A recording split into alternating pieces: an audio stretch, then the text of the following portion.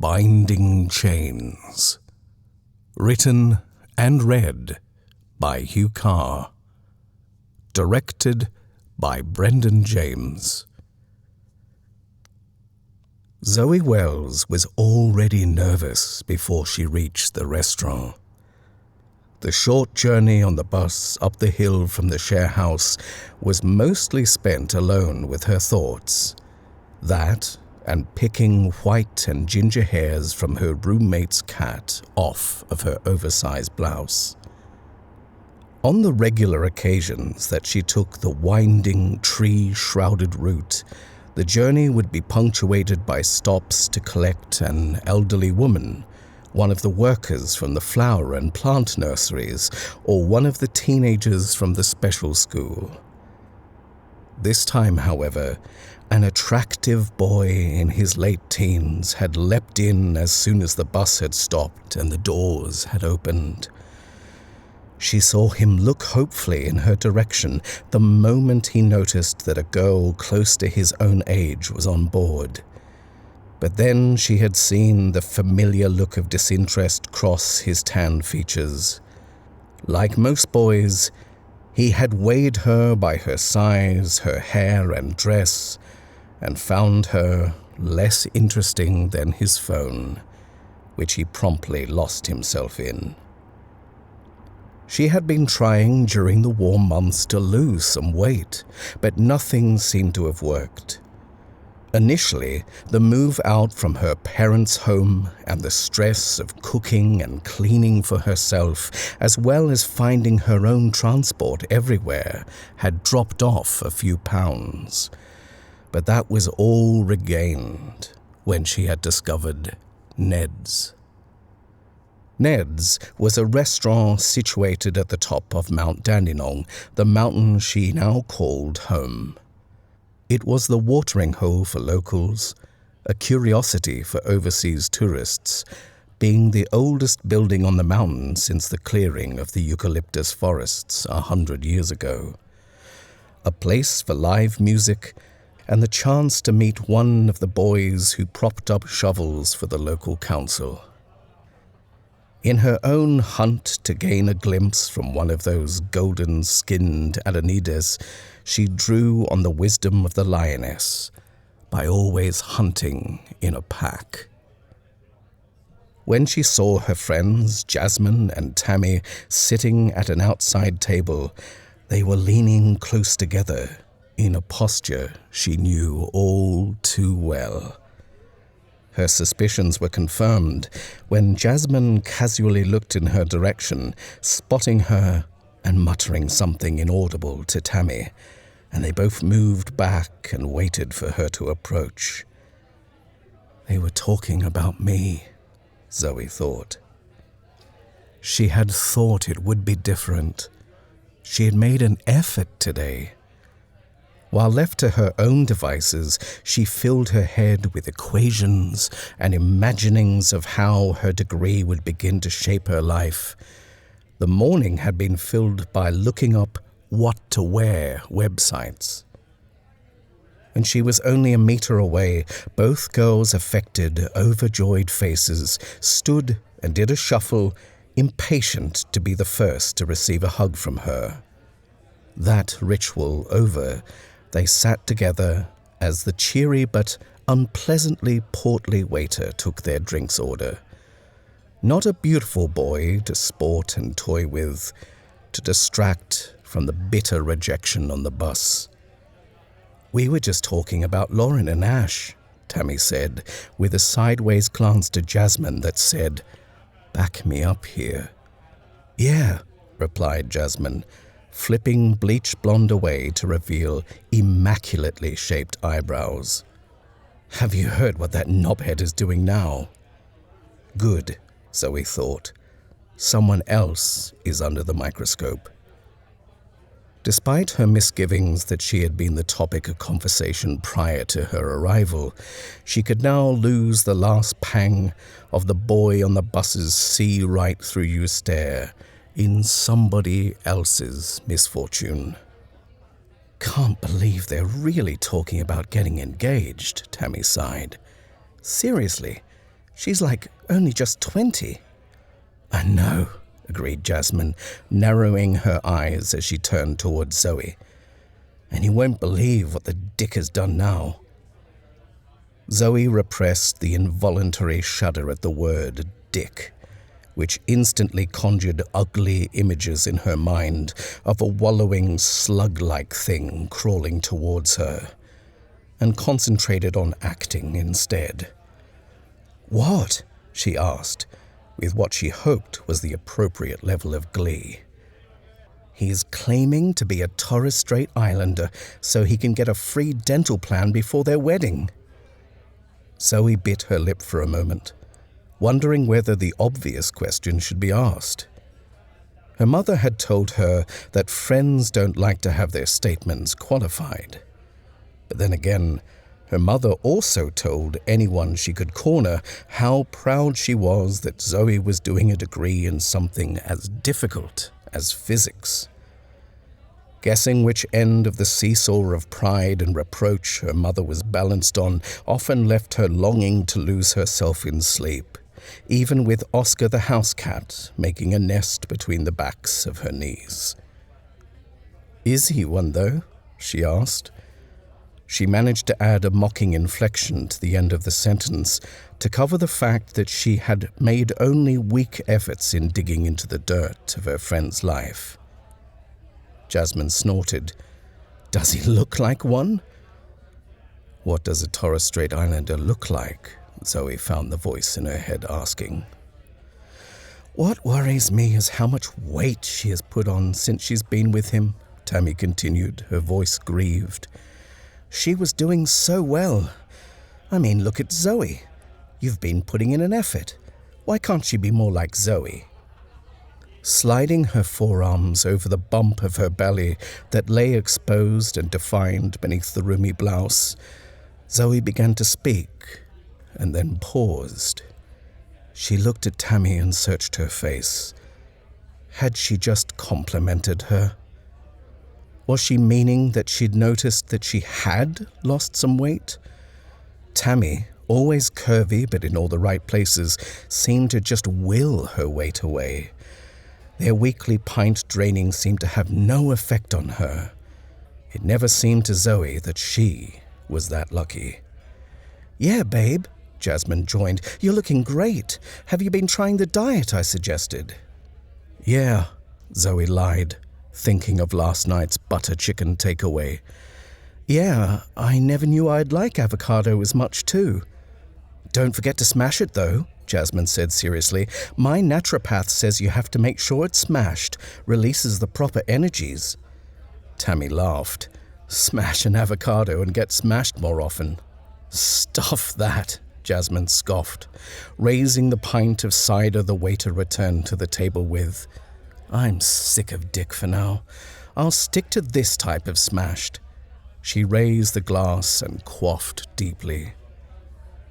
Knowing that even the suggestion of the topic of sex would lead to Tammy's semi-sympathetic pressing into her lacking love life, Zoe quickly deflected the conversation back to Lauren and Ash.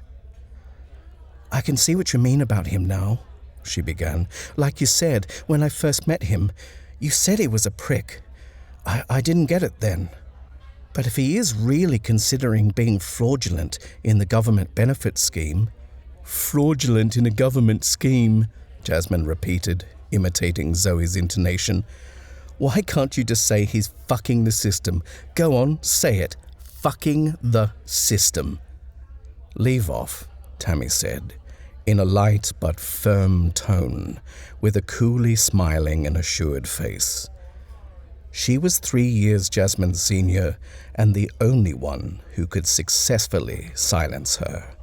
Obediently, Jasmine complied. Tammy had just defended her. Zoe was used to being the end of Jasmine's jibes, some of which were calculated and cruel. She had suffered them so long as it kept her in the girl's company. Everyone on the hill knew and loved Tammy, and by extension, Jasmine, who who was slim and elfin in her appearance, however harpy-like she was beneath her colourful feathers. Both of them drew admiring glances. To be in the approval of their company drew the spotlight her way, even if she was only dimly illuminated on the periphery of the main attraction. Yet Zoe was also used to putting her foot in her mouth, often right at the moment she unwittingly became a support artist in Tammy and Jasmine's burlesque. She was smart enough, though, to realize why Tammy welcomed her company. Jasmine, for all her winning smile, smoldering eyes, and hippie styling, was as deep-minded as a makeup tutorial. Her conversation consisted of sassing, giggling appropriately, and online relationship quizzes. Should the girls attract a smarter male moth to the threefold flame, Tammy needed Zoe to hold his attention with intelligent conversation while she checked and adjusted the bust line of her crochet top. "What do you think we should do about him?" Tammy asked, looking at Zoe with an expression that made Zoe's heart swell. She wasn't just including her, she genuinely was at a loss and wanted her advice. Zoe drew her knees closely together and played with the bracelet that Lauren had given her only a month ago. "It's hard," Zoe began, by way of wading out delicately and testing the water, "because you want to do what's right. But people often don't want to see something that they are doing is wrong." Jasmine interjected. "Yeah, it's not like everyone doesn't think he's a dickhead." Zoe really didn't think so, but her newfound tact began to overrule. "Yeah, but think of it from her perspective. She thinks he's cool." She growled at herself inwardly at the outdated word. "I mean, to her, he is the center of everything. Getting her to see him as we do, I mean as he really is, it means tugging her away from that.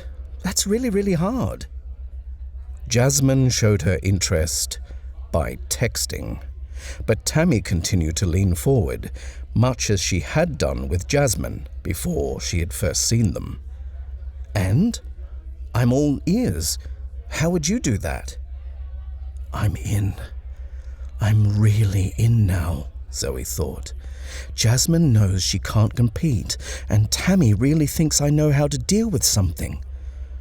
A smile that grew from the inside bloomed out on her face. "We have to help Lauren to see that we really want to help, for her sake. She can't see." What couldn't she see? She couldn't see that she was happy, and her friends were attempting to sabotage that happiness. No, that wasn't what she was doing. She was helping to free her, and freeing herself in the process, even if freedom was gained through the sludge of a little lie. "To see what a turd she's going to get hitched to," she said at last, carefully choosing the insult from a list she had heard the girls regularly use. "Maybe we could talk about ethical things with her, and when she is agreeing, we carefully bring up the issue that Ash is faking his details. Help her to see that it is against what she already believes. Then she'll begin to question her choice, and it will feel like a decision she's made for herself." She became aware of how tightly she had pressed her knees together as she waited for Tammy's reaction. When it came, she was amazed at the intensity of Tammy's smile. The older girl beamed a radiant support of her so brightly that Zoe felt for one brief moment that someday the spotlight might feature her and Tammy alone. She relaxed her legs, her feet perched up on her toes. The moment her knees fell lightly apart, she felt her bladder and the need to relieve it. "Oh, excuse me for a tick," she said, standing up and moving into the restaurant to find the woman's toilet. Inside, the dark interior was beginning to buzz, as more tradesmen filled the space around the bar, calling for the first of a half-dozen pints of cold, insipid draught or swiftly sculled Jack and Cokes. The door to the women swung open with a kitten-like squeak, revealing 2 stalls within. One was seemingly occupied, but the door was not fully closed. It rocked slightly, tapping the turned lock against the metal fitting with a slow rap, as if the stall were breathing. A moment later, Zoe heard a low moan coming from behind the stall door. She stiffened. A spread of goose flesh crawled rapidly up her inner thighs, and an unpleasant tingle awoke in her groin. Was a man in the booth?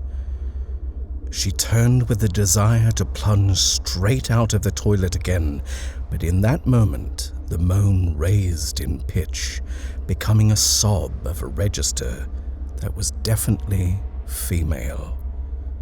Restrained as it was at first, the sobs came more rapidly and more openly, until Zoe was sure that the woman within was deeply distressed. Still, she hesitated. Her first thought was to step out and up to the bar, but she had seen only male staff, and with a welling of empathy, she imagined how much worse it would be for her to be discovered mid-heartbreak by handsome but vacuous men. "Are you all right?" Zoe said, with as much compassion in her voice as she could muster. The woman did not answer. Instead, she continued crying more openly and with greater desperation. The blubbering grew in volume and in depth, each breath drawing in raucous, wet-throated gasps. Oh God, was she hurting herself? Drawing on her courage, Zoe pushed on the door to swing it open. "I'm coming in," she said as the gap widened, and she began to see within. "I want to help." The door clattered open. Standing with her back to Zoe and her head cast down was a young woman around Zoe's own age. She wore a light patterned summer dress, which seemed to cling to her pale skin with wetness. Her head, which lightly swayed with the timing of the sobs, was topped with hanging, sodden hair. She did not turn at Zoe's intrusion, nor did she cease crying. The wails grew deeper and louder, propelled out of her frame by great, wheezing breaths. And then, at last, Zoe recognized her. Even without her turning, Zoe knew it was Lauren. She staggered back a pace and clasped a hand to her mouth. Lauren was here. Had she overheard them talking about her? Zoe opened her mouth to say something, anything to stop the soul-stabbing sound of Lauren's despairing cries. However, she backed slowly away. Lauren had not responded to her voice. Maybe she hadn't recognized her. Lauren was wet through. The wetness exposed the line of her underwear clearly through the sheer fabric. Perhaps, if she backed away, Lauren wouldn't know she was there at all. Zoe looked at Lauren's shoulders as they shuddered violently with the anguish of her weeping. Any moment now, Tammy or Jasmine could join them in there. It was fly now or comfort her. Halting in indecision, her feet drove her forward. She outstretched her hand towards her friend's back, throwing caution to the wind. The stall door slammed shut with sudden force, and Zoe stumbled back with a stifled scream. With the clash of the door, the crying instantly stopped. She was separated by that barrier and suddenly cast into a haunted, chilling silence that was almost more horrible than the sound of her wretched wails. Zoe fled the room. Out of the toilet and into the sun again, Zoe trotted back to the table, gripping her upper arms nervously.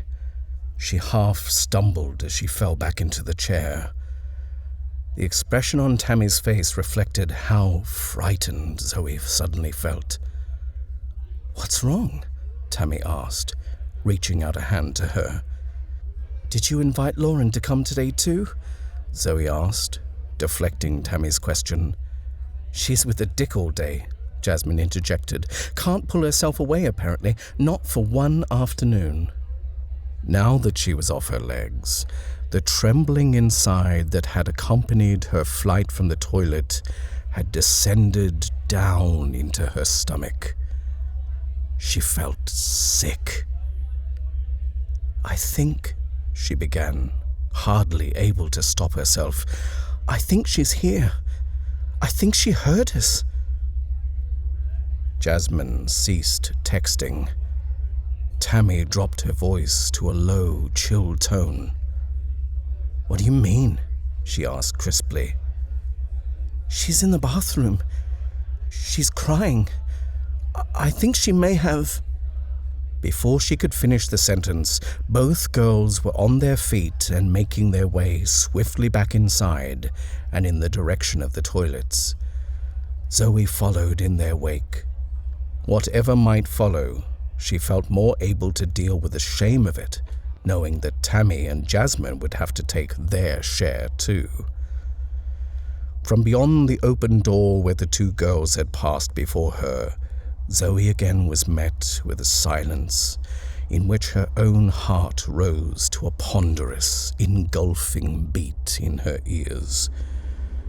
Before she could enter, they both turned and moved out again. "She's not there, Zoe," Tammy said flatly.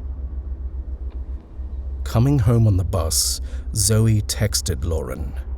She stared at the letters. "How are you? Miss you." All through the journey and the walk home, no reply came. She stood in the kitchen, glumly looking at the leftovers in the fridge from the past 3 takeaway meals. In the pantry, packet noodles and instant soups all seemed grey and unappetizing. She showered with her phone close by. Through the drops, as they cascaded over her hair, she thought she heard a mournful murmuring. She reached out, killing the stream of water. Even though the night was warm, she shivered. It seemed the cry had been silenced as soon as the water ceased. For long minutes she stood, dripping and naked, hugging herself and listening for a cry she was sure she would hear awaken. Lying in bed, she texted Lauren again. And again. The night swirled slowly, unending, like discarded paper in a whirligig. Her imagination tumbled too, drawn and falling inevitably back into visions of Lauren. Although she tried to resist, she checked Lauren's online posts. Nothing. No photos of her and Ash grinning, heads tilted together and touching as they proclaimed their perfect love to anyone who would pause taking photos of themselves long enough to look. She looked at Ash. He would at least know where she was. Perhaps she hadn't yet told him that her best friends had tried to put a wedge between them. Slowly, the morning sun began to rise and cut its way through the fog that had enveloped the house in the night. The possums clattered over the tin of the roof. Another sound, lower down and near her window, made her swivel her head and look outside. She cried out and fell, scrambling away from the bed and the window beside it. There, looking in through the dirty glass, was a long, gaunt face with wet, bedraggled hair. Though the woman looking in had been dark against the silver of the mist and had darted out of sight the moment Zoe had seen her, she saw the slick smudges on the window left behind from the wet forehead. A second later, she tore out of the room. As she slammed the door behind her, she heard again the same horrible, heart-wrenching sobs. Yet now, they seemed tears of hatred. Rushing into the shared lounge room, she had not meant to sound so hysterical, so incoherent. The two other girls that were unceremoniously draped over the cheap imitation suede of the sofa listened to her confusing warning that someone was creeping around the house, and, reluctantly, but inspired by their feminine protective powers, fought both apathy and mist to patrol the perimeter of the house, and then the tangled assortment of overgrown rhododendrons, camellias, and robinia cowering at the back of the property like a coven of shunned wise women. Brooke, a tall and narrow-faced girl who studied criminal pathology by day and pirated films by night, pointed to the soft-soiled garden bed beneath Zoe's window. It extended out 4 feet from the base of the wall. No one, she said, could have stood with their head to the window and not left prints in the light-packed, powdery earth. "I didn't imagine it," Zoe obstinately said to herself.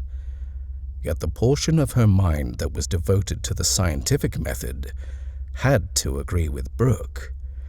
Anyone who had looked in the window would have had to do so by standing in the garden, carefully avoiding the snaring rose bushes. With the grey sky reflected brightly on the glass, she could see no sign of the smear that had been left behind.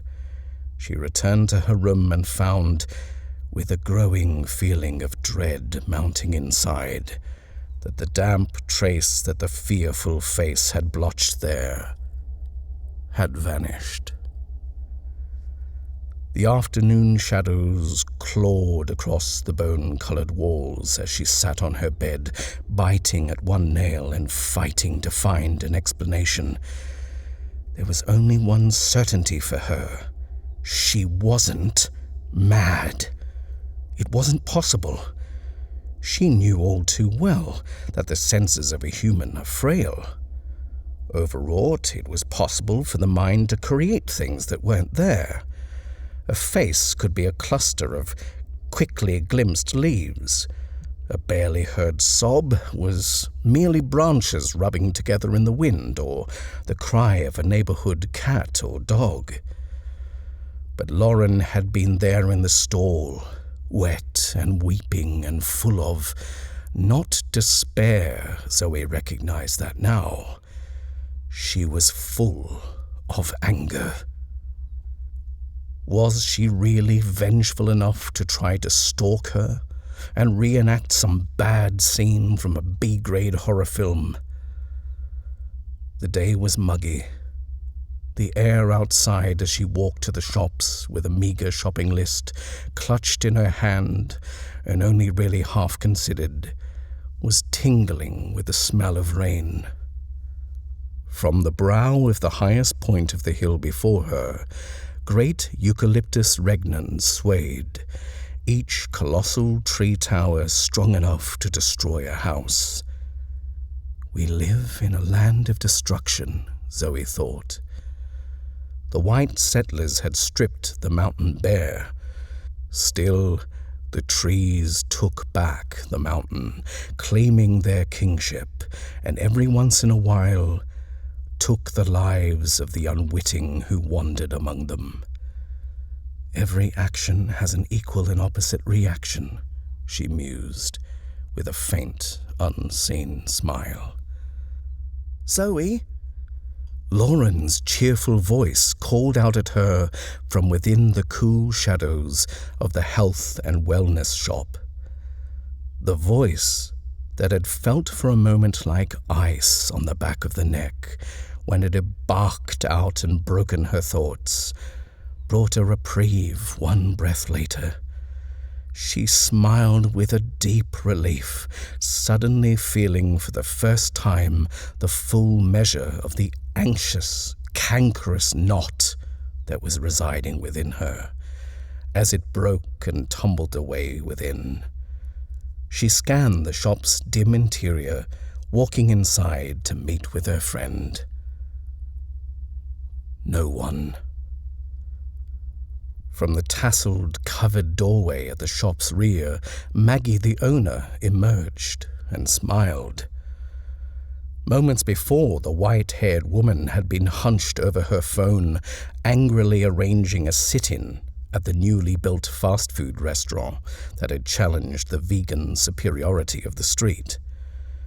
With a potential customer in sight, Maggie's vitriol seeped down into her gullet, and a well-practiced smile, complete with a crafted, dough-like expression, took hold of her face. This close, Zoe could see the mottling of freckles and minute, soft wrinkles that made her skin look like reused cling film. "Sorry, is Lauren Jenkins here?" Zoe asked, hoping to see her friend emerge from the same space Maggie had. Somehow she knew that her hope was vain. Maggie shook her head. "Lauren? No, love, I haven't seen her for a bit. She was going to come yesterday for a reading, but didn't show."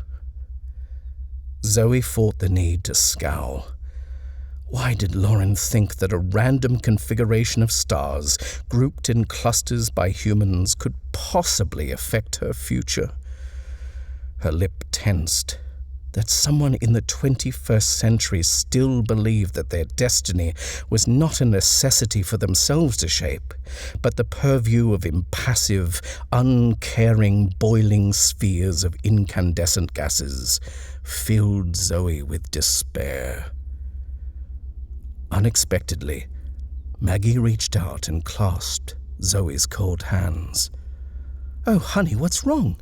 she said, her tone concerned. Shifting from an inward contempt to a sudden desire to be drawn into a reassuring, motherly hug from this woman, made her words tremble and leave her lips before she could restrain them. "It's Lauren. I'm confused.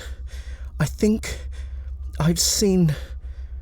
And then the gates were opening, bursting out like the door of the stall had slammed shut. She trembled as she told the tale, the wet, wailing woman in the stall, the hateful face at the window. Maggie listened silently. When her fears and wild speculations were wrung from her so that she felt utterly empty, the older woman spoke in a soft, secret-sharing voice. "Spirits aren't what we think they are. We look at these things through films that have skewered our vision. The Exorcist, Poltergeist, Paranormal Activity and The Sixth Sense, Blair Witch and all those. Those are Hollywood ghosts. Real ghosts aren't like that at all." Zoe believed in ghosts as much as she believed climate change deniers. There was not a scintilla of evidence that they were anything other than the misinterpretation of distraught senses. The trademark signs of a ghost, the chill that preceded their appearance, their indistinctness and need for solitary, unverifiable visitation, were the same as the symptoms of simply being afraid. It took no great leap of reasoning to understand this. All the same, there was something in the woman's voice and the look of compassion on her face that made her listen. As Aristotle had said, it was the mark of an educated mind that could entertain a thought without necessarily accepting it. What are they?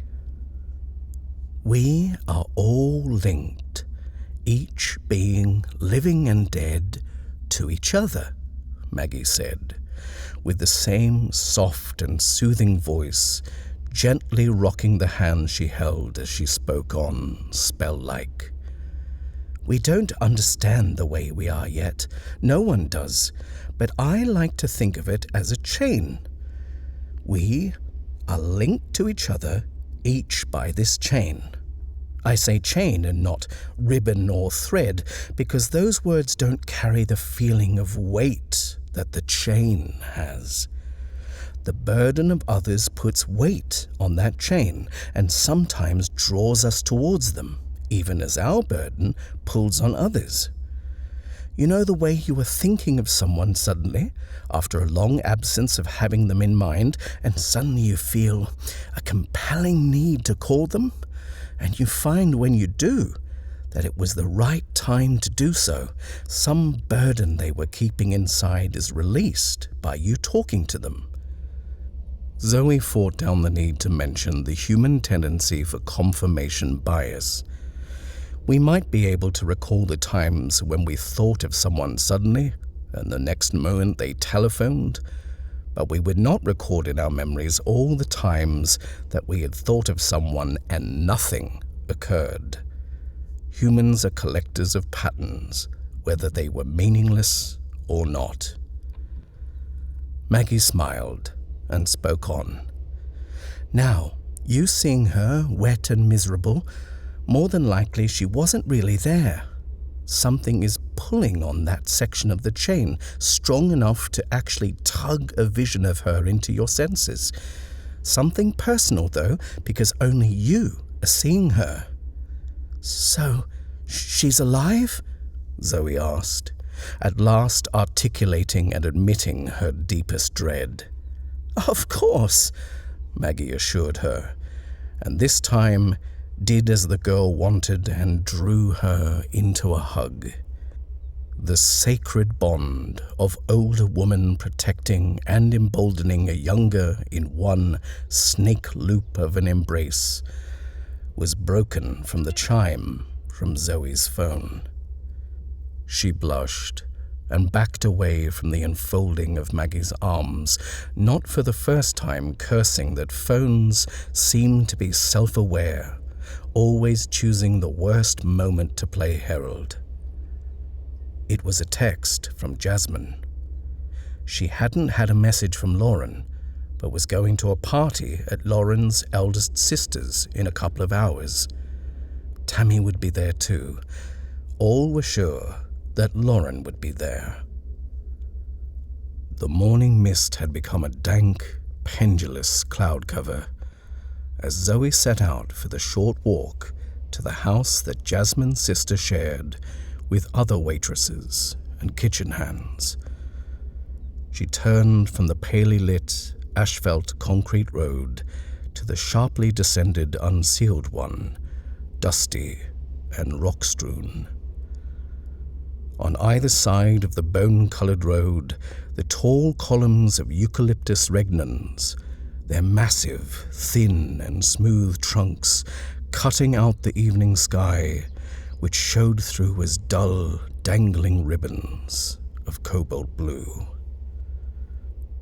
A minute on in her walk, and the road reached its most steep incline. Zoe hated the thought that she had the thigh-aching return climb to make after an evening which promised to be tense with attempted apologies.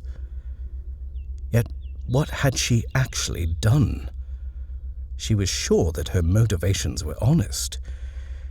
It was unjust Ash was going to try to buck the system. No, supposedly was going to, she corrected herself. She swallowed and agreed she was truly guilty of one thing. She had never asked for the evidence by which Jasmine and Tammy had claimed their knowledge of Ash's deception. She had simply assumed it to be true.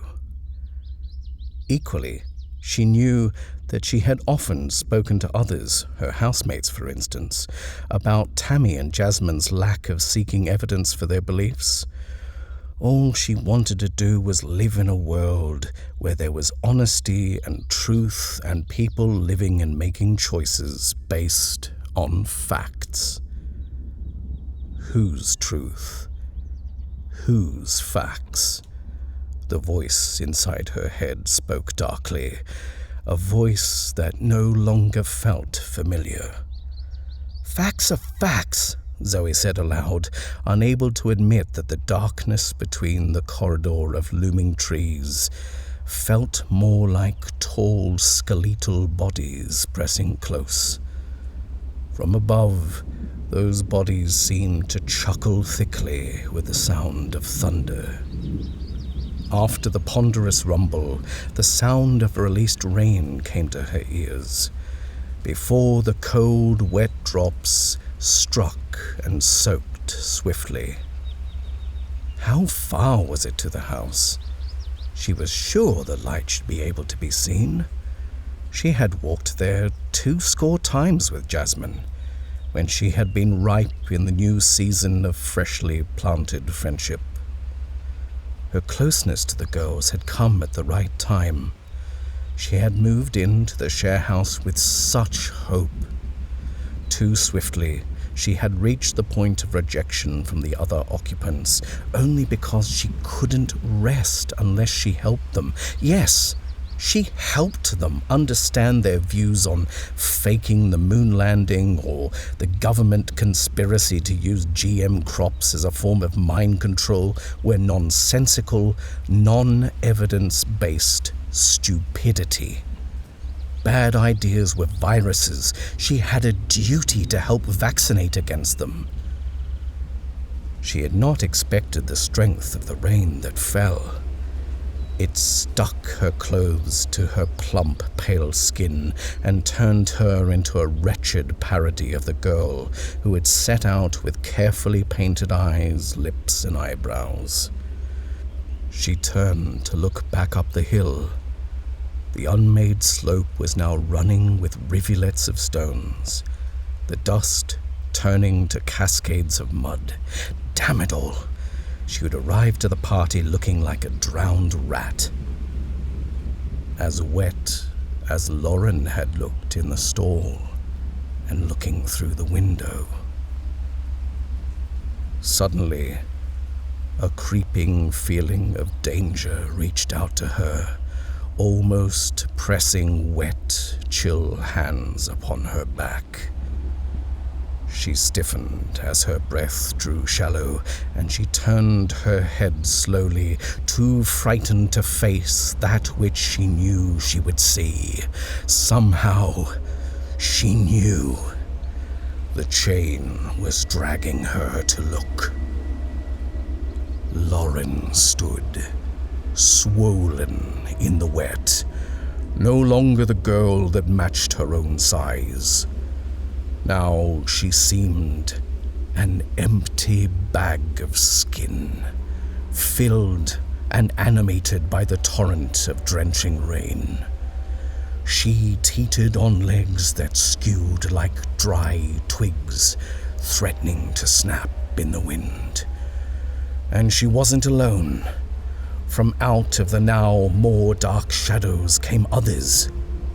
Emma, her primary school friend, who had, on the last day of grade 6, unburdened her affections.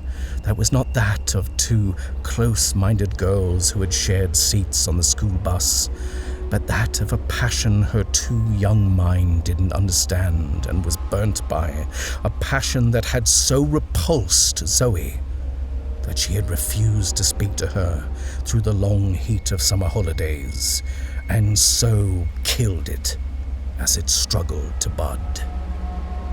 Behind Emma was her own mother, barrel-bellied and bent by the knowledge that she was a fixture of ridicule among all of Zoe's friends, even though Zoe secretly knew that but she was terrified that she was destined to fill and surpass her mother's slovenly shape. More and more bodies poured forth. While her terror still rooted her fixed to the spot, she had no choice but to see the oddly spindly and bloated shapes emerge. They were not women she knew. They were deformed by ancient age, like salt bush burned by sea winds, cursed to grow twisted, until their beauty was their deformity. Drawn by the heavy chain that bound her to each, she lurched in their direction, as her mind screamed in one part for release, to break the chain, and the other, that in an ordered, rational world, such things could not be. Her lifelong passivity fell away from her. No longer could she live to be a victim in the story of her own life. No longer would she play in the game of stabbing another to anesthetize her own pain and that of the chain that bound her, one woman, to another. Zoe turned her head away from the bounded ones that were pulling her to them, their wet fingers so close she could feel the cold that filled the space before their touch. There were others she was bound to, down there, somewhere in the house in the dark, living, bright, sunlike, and laughing. She longed to be in their company. She longed to hear Jasmine's high laugh and feel herself falling into the comfort of Tammy's soft arms, welcoming her despite her wetness. She righted herself and ran in that direction, down into the dark, where any moment a light would carve a man-made square out of all the shapeless blackness, and that beckoning window would lead her to safety. Yet all she saw, shuffling towards her from the direction of her haven, was a new line of black, oil-slick and twisted shapes, staggering, crawling up the hill and cutting her off. Zoe felt the heat of her own tears fighting with the rain on her face. "I'm sorry, Lauren. I'm sorry," she sobbed, as the twitching body reached out. "I thought Zoe would come," Lauren said, as she took the drink that Jasmine offered. She checked her phone for the first time that night, the phone she had only acquired that day after giving up her search for the lost one. A moment later, the dim mood lighting returned as the mountain's temperamental power came back on. Together with Tammy, they looked at the screen of Lauren's phone that showed her and Ash temple to temple, smiling before a sunset on the balcony of a seaside restaurant. "God, he's gorgeous," Tammy complimented, causing Lauren to close her eyes in bliss and grin. "I'd love to have his skin," Jasmine joined, playing with her scarab beetle necklace.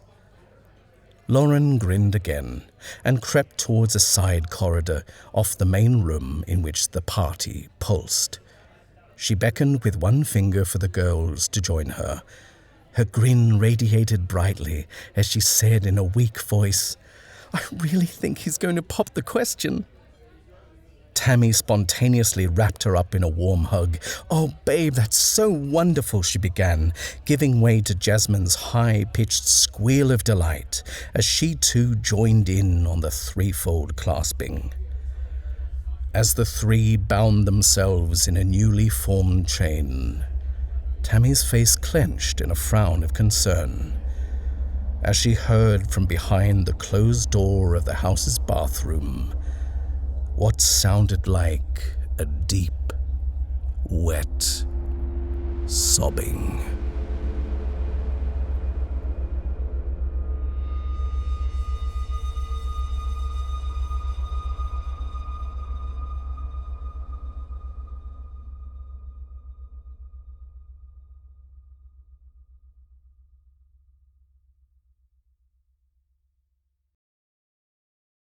Production, sound design and editing by Brenden James. Please support the Black Dog Chronicles by liking this video, sharing on your favorite social media, and subscribing. As always, we thank you for listening. This is Huw Carr.